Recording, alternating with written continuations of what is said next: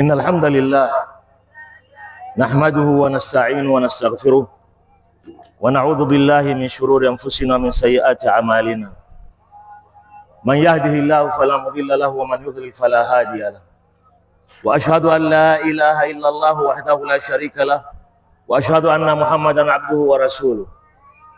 يا أيها الذين آمنوا اتقوا الله حق تقاته ولا تموتن إلا وأنتم مسلمون.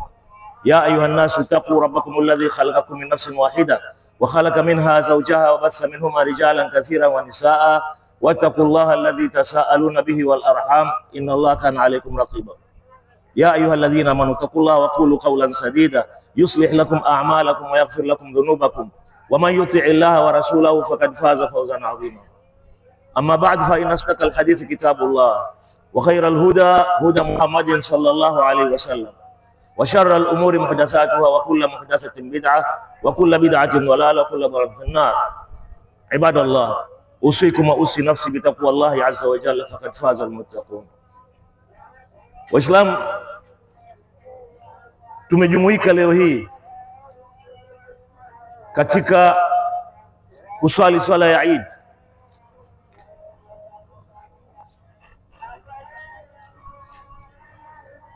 Hapana budi kumshukuru Allah subhanahu wa ta'ala kwa kutufikisha leo hii katika siku hii tukufu, siku adhimu, siku ambayo Allah subhanahu wa ta'ala ameipa cheo, ameipa nafasi ya hali ya juu, bali ni siku ambayo ameita Allah subhanahu wa ta'ala yaumul hajjil akbar. Waislamu, Allah subhanahu wa ta'ala ameijalia siku hii kuwa ni Eid kwetu sisi, kwa mahujaji na Waislamu wote, bali akaijalia siku hii ya leo ni katika siku tukufu mno katika mwaka, kama ilivyothibiti katika hadithi ya Bwana Mtume sallallahu alaihi wasallam, inna afdalal ayami inda Allahi yaumun nahri thumma yaumul qarr, hakika siku tukufu mbele ya Allah subhanahu wa ta'ala ni siku ya kuchinja, ambayo ndiyo siku ya leo, kisha siku inayofuatia baada ya siku ya kuchinja, ambayo ni siku mahujaji wanafanya istiqrar pale Mina, baada ya kufanya takriban theluthi tatu, theluthi mbili ya ibada za hija. Waislamu, hii siku kama ya leo ni siku alisimama Bwana Mtume sallallahu alaihi wasallam katika viwanja vya Mina akiwahutubia mahujaji, akiwaeleza utukufu wa sehemu aliyopo, utukufu wa siku aliyopo na utukufu wa mwezi aliyopo. Kisha Bwana Mtume sallallahu alaihi wasallam akazungumzia jambo kubwa katika kuonyesha au kutuwekea Waislamu na wasiokuwa Waislamu kwamba maisha, mwenendo wake haswa ni huu. Ni upi huo? Pale alipozungumzia swala zima la kumwaga damu ya binadamu, pale alipozungumzia swala zima la kuvunja heshima ya binadamu, pale alipozungumzia swala zima la kulinda mali ya binadamu mwenzake. Bwana Mtume sallallahu alaihi wasallam amesema katika hiyo hadithi kuonyesha hali hiyo, akasema fa inna dima'akum wa amwalakum wa a'radakum alaykum haramun ka hurmati yawmikum hadha fi baladikum hadha fi shahrikum hadha. Akakariri mara nyingi, kisha akasema Allahumma hal ballaghtu, Allahumma hal ballaghtu. Hadithi imepokea Imam Bukhari. Waislamu, hii leo yapasa hili kuliweka wazi kidogo. Likizungumziwa katika hadithi linaonekana kama ni jambo la haraka haraka la kupita tu.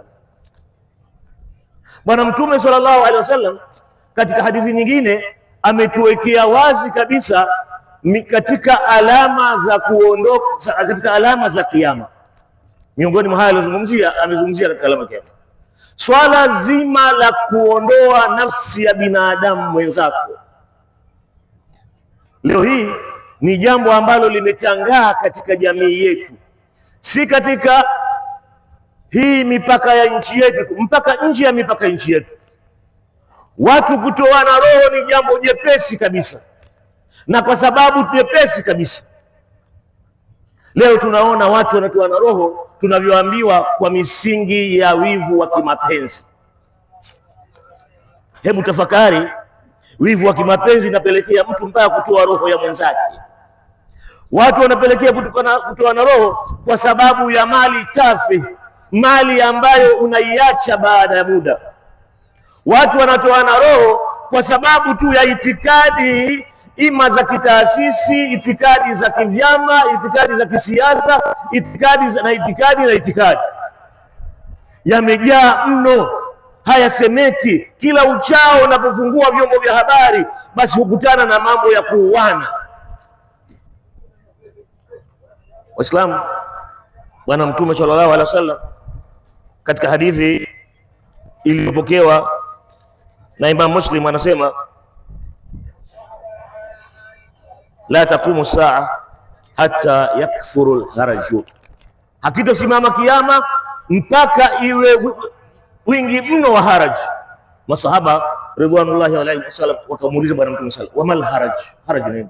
Akasema Bwana Mtume sallallahu alaihi wasallam, alqatl, kuuana. Leo si nchi yetu, si majirani zetu na wengine wote na ulimwengu, angalia vifo vinavyotokea katika siku vya kuuana kwa makusudi. Naweza kusema kuna vifo vya bahati mbaya, watu wamekosana, wapigana vita wakauana kwa bahati mbaya, lakini hivyo vita vinafanywa na watu wanauana kwa makusudi. Sasa hii inaonyesha nini? Kwamba Bwana Mtume sallallahu alaihi wasallam aliposimama katika hajjatul wadaa, anatuhusia sisi umma wake. Hili swala la kutoana damu, la kuuana, ni swala zito mno, tusilichukulie wepesi Waislamu. Mtu anaweza kuona labda uzito unakuja pale kwamba nafsi ya ndugu yako imeondolewa, ndio wewe unaifanyia unasikia uzito. La hasha, mwenye kumuua mtu mmoja ni kama ameua watu wote.